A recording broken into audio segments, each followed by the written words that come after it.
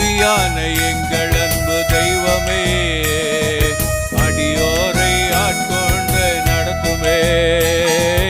ஆட்கொண்டு எங்களை காக்கும், ஆட்கொண்டு எங்களை அனலாக்கும்.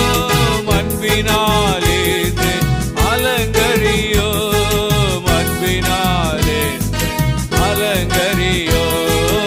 ஆவியான எங்கள் தெய்வமே, அடியோரை ஆட்கொண்டு நடத்துமே.